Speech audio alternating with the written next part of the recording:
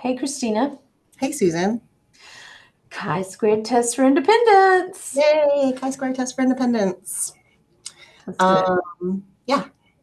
So, like we have mentioned in the pre-class video, a chi-square test for independence tests the null hypothesis that the row and column variables are independent in a contingency table. Which means there's no relationship between them. Right. Okay. So independent means that there is no relationship between the variables. If they are dependent, which is the alternate hypothesis, then there is some relationship between the There may variables. not be a strong relationship, but we see some relationship between them. Yes. Okay. So the requirements for this test are the same as for the goodness of fit test. Okay. For every cell in the contingency table, the expected frequency should be at least 5. Right. So we expect at least 5 in each category. Yeah. So that basically just ensures that our sample size is large enough that our results are meaningful. Yeah. Okay. Okay. So, like we said, the null and alternate hypotheses, the null hypothesis is that the variables are independent, and the alternate hypothesis is that they are dependent. Okay. Okay. Right. Notice the test statistic, the chi-squared test statistic, looks very similar to the goodness of fit. It does. Yeah. The goodness of fit test statistic. Okay. But we're going to use technology to calculate it. We're not going to calculate it by hand. Yeah, we're going to use technology to calculate that. There is information at the end of the notes about how you would go about calculating that by hand and how you calculate the expected frequencies. But we're not going to require you to do that by hand. Okay. We're going to get StatCrunch to show us what the expected frequencies are and what the test statistic is. Okay, so when we use StatCrunch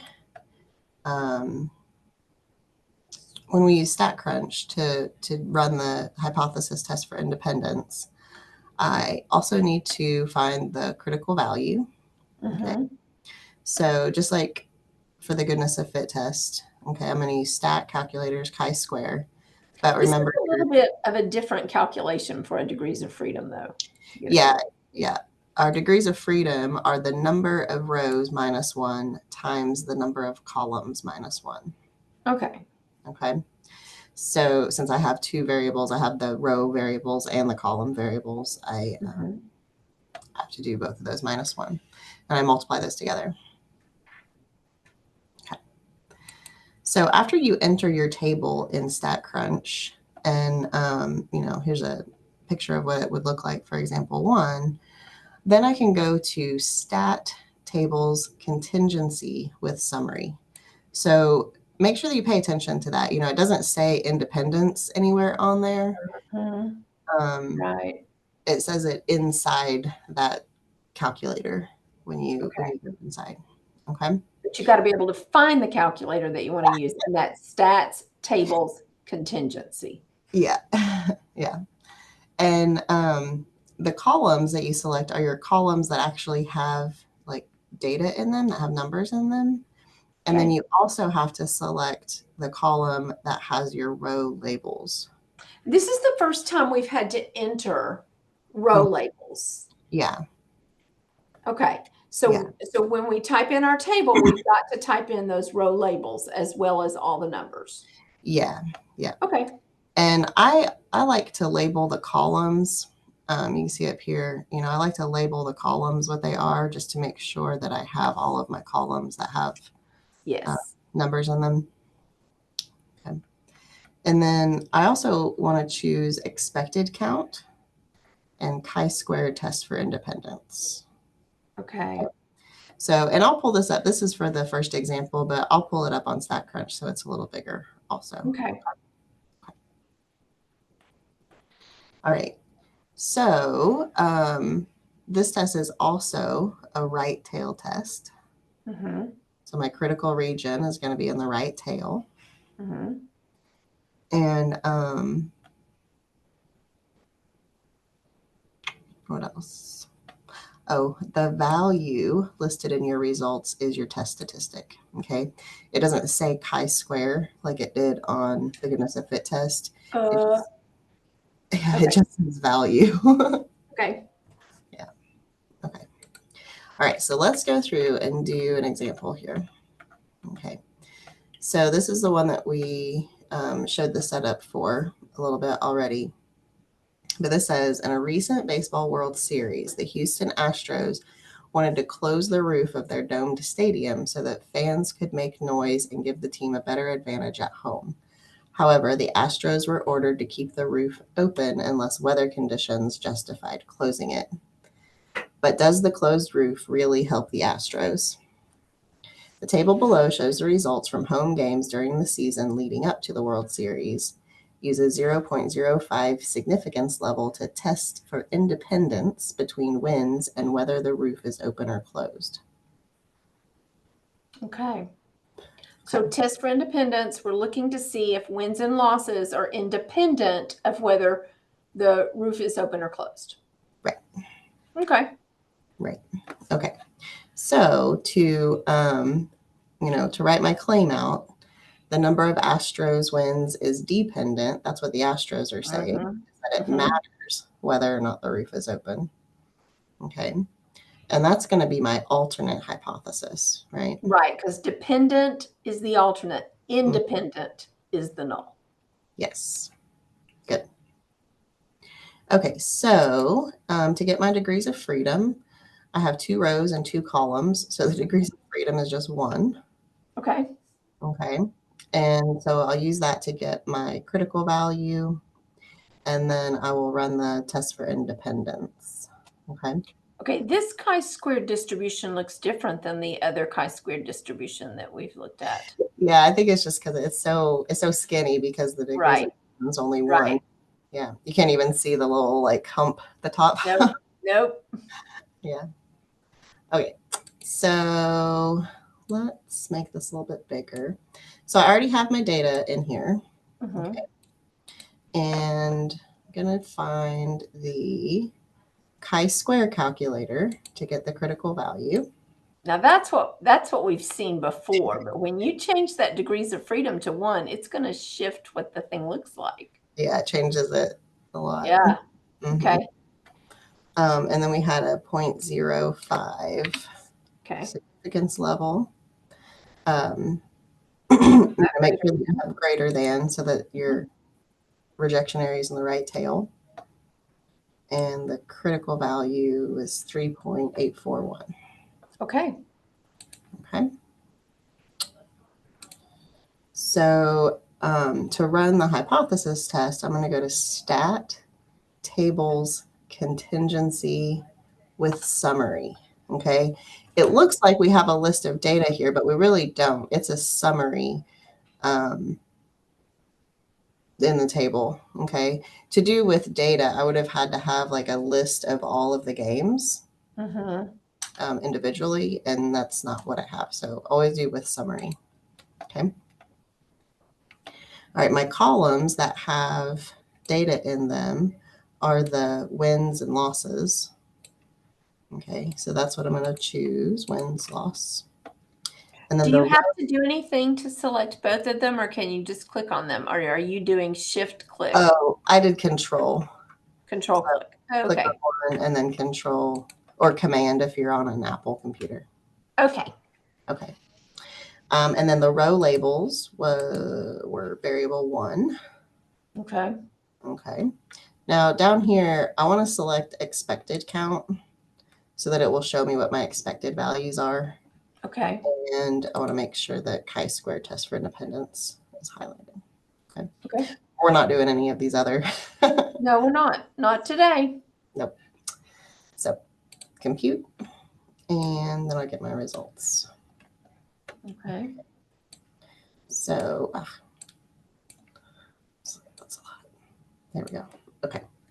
So the values that are in parentheses are your expected values. Okay. And again, it's okay if your expected values are decimal values, just like we talked about earlier in one of the pre-class videos. It's okay if expected values are decimal values. So basically, in the closed roof wind category, we saw 36 and we expected 34.22. Yeah. Okay. Yep. So then down here, I can double check degrees of freedom 1. Yeah. That's what I used. And then the value here, this is my test statistic. Okay. Okay. And my p-value is 0.3716. It's a pretty big p-value. Yeah. And you know, and the test statistic, the chi-squared test statistic being like 0.8, it's much less than that critical value. Yeah. Where the tail begins. Yeah. Where the rejection region begins. Okay. Hey, what we got there? It's a heat map. Cool. Yeah. Yeah. I was just looking at it. No, it's not real useful. All right. So my p-value was definitely not smaller than 0.05. No, it was not. And No. truthfully, if we looked at our test statistic, it's 0.7. If we could just kind of, yeah, see 0.7 would be way over there in that fail to reject region before you get to the rejection region. Yeah. Yeah. So since I failed to reject the null hypothesis, I'm going to say there is not sufficient evidence to support the claim that the number of winds and the roof being open or closed are dependent. Okay. So the evidence does not support the claim that there is a relationship between the number of winds and the status of the roof. All right. Yeah. One variable does not appear to change according to the other variable. Mm-hmm. Okay. So it doesn't really give them a home advantage to keep it closed. No, they just hoped that it did. Yeah. Okay. Yeah. It's like a maybe it might be a psychological thing, but there's no empirical evidence that shows that there's, an advantage. Right. Okay. I'm going to skip example 2. You all should do that one and check your work. Yes, with the key. Check your work with the key. Yep. And I'm going to do this injuries and motorcycle helmet color. Okay. Okay. All right. So this was a study that looked to see whether somebody was injured or killed in a motorcycle accident, depending on what color helmet they were wearing. Okay. Okay. So says use a 0.05 significance level to test the claim that injuries are independent of helmet color. Should motorcycle drivers choose helmets with a particular color? If so, which color appears best? Okay. According to the safety. This is a different claim. Like last time our claim was dependent, right? That one of them depended on the other. This one is one of them that they're independent of each other. One of them doesn't affect the other one. Yeah. And so claim, oh, hey, look at that. So that claim is the same as the null hypothesis. Okay. Okay, that they're independent. Okay. So I have 5 columns here and 2 rows. So my degrees of freedom are going to be 4. I've got 2 minus 1 times 5 minus 1 gives me 4. Okay. And so that's what I'll use to get this critical value. Okay. All right. What's our significance level? 0.05. Okay. 0.05. Mm-hmm. Yeah. So let's go ahead and run this in StatCrunch. And I've got the data in here. There we go. So you should be able to, from your homework, copy and paste the table. You might need to fix it a little bit, like put in the column labels. I had to type those in. Okay. Yeah. And make sure that you don't have any extra spaces or anything anywhere. Okay. Okay. Also, sometimes you're given the totals. You do not want to include the totals in your table on StatCrunch. Good point. Yeah. Do not include the totals if you're given the totals for the rows or the columns. Okay. Okay. Okay, so to get the critical value, I'm going to go to the chi-square calculator. Okay, and I have 4 degrees of freedom. I want to make it a right tail and put 0.05 in for the area, and I get 9.488 for my critical value. Okay, so that's where our rejection region begins, is at 9.488. Okay. Yep. And then to run the test, I'm going to go to stat, tables, contingency with summary. Okay. And then my columns of data are all of those colors, okay, the different colors. So I'm going to select all of those. Oh, there. I don't do that. And yeah, so I should have 5 columns of data. And then the row labels were in variable 5 just before that. Okay, so again, I'm going to choose expected count so I can look at what the expected values are. Make sure I'm doing a chi-square test for independence. Okay. And then I don't need any of the other stuff. Okay. All right. So here's my results. All right. And see, it'll have the totals on your table also. Okay. Yeah. But you don't want to, if that, total row is listed on your, say on your homework problem or something, do not include that on StatCrunch. Okay. Got it. All right. My test statistic is this value, and I've got my p-value. Okay. Well, it's kind of close, but the test statistic is certainly to the right of the critical value where the red rejection region starts. So I'd say the test statistic is in the rejection region. Is that right? Yep.